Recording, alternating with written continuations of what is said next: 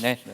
자, 그나저나 그 유엔 총회 때 그 트럼프 대통령과 툰베리 사이 굉장히 별 좋아 보이진 않았습니다. 물론 이제 툰베리가 이제 막 트럼프 대통령에 대해서도 문제 제기를 많이 했고 트럼프 대통령은 또 못마땅한 이제 그런 모습을 좀 보이기도 했는데 그때도 한번 트위터로 싸운 적이 있죠.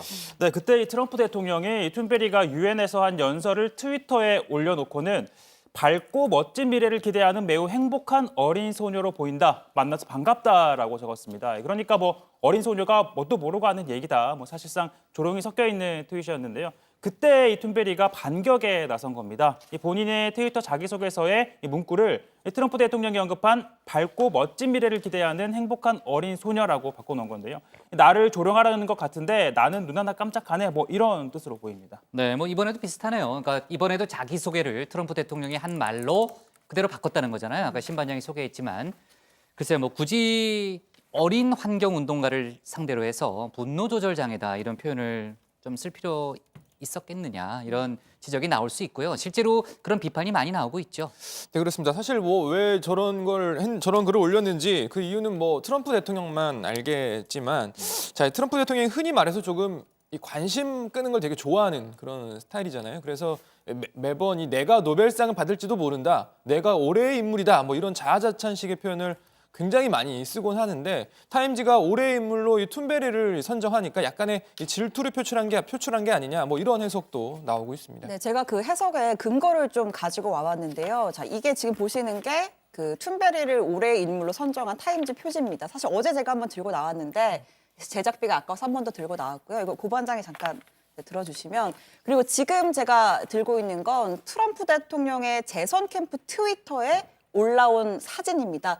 보시면 똑같은 사진 같지만 얼굴이 트럼프 대통령이죠. 이거 제가 합성한 게 아니라 트럼프 대통령 재선 캠프에서 이 표지에 트럼프 대통령의 얼굴을 합성해서 올린 겁니다. 네. 그래요. 네. 그러니까 저거를 이제 트럼프 대통령 재선 캠프 측에서 올렸다는 거죠? 그렇죠. 그러니까 공식적이라고도 좀 볼 수가 있는 건데 이 사진과 함께 재선 트위터에서 자, 자신의 약속을 지키는 것에 관한 네. 올해의 인물은 단 한 명이다. 뭐 어허. 트럼프 대통령이다. 이런 얘기겠죠. 그러면서 네. 이제 뭐 제목도 바꿔서 달고 했는데 이 트럼프 대통령이 지킨 약속으로 이 경기 부흥, 일자리 창출, 역사적인 감세, 미국의 이익을 우선한 무역 협상, 뭐 IS 괴멸, 국경 장벽 건설 이런 것 등을 제시했습니다. 자, 뭐 미국에서도 지금 뭐 같은 분석이 나오나 봅니다. 이 정치 전문 매체인 폴리티코가 그런 얘기를 한 건데 이 트럼프 대통령이 방금 보여준 이런 신경질적인 반응이 자기가 이 타임의 올해 인물로 선정되지 않은 것과 뭔가 연관이 있다라고 아예 그냥 분석을 한 거죠. 이 폴리티코 기사를 좀 소개해드리면 트럼프와 타임지가 상당히 복잡한 관계다. 트럼프 대통령은 2018년 올해의 인물로 선정될 만한 사람이 자기밖에 없다라고 얘기를 했는데 정작 그때도 그 영광은 사우디 정부에 의해 납치됐다 피살됐던 카시크지 같은 이런 언론인들한테 돌아갔다라고 보도를 한 거죠. 올해도 그 비슷한 상황이 되풀이된 거다 이렇게 분석을 한 겁니다. 근데 올해의 인물이 된 적이 있는 걸로 제가 기억하는데. 그렇죠? 네. 대선에서 이겼던 2016년. 네. 예.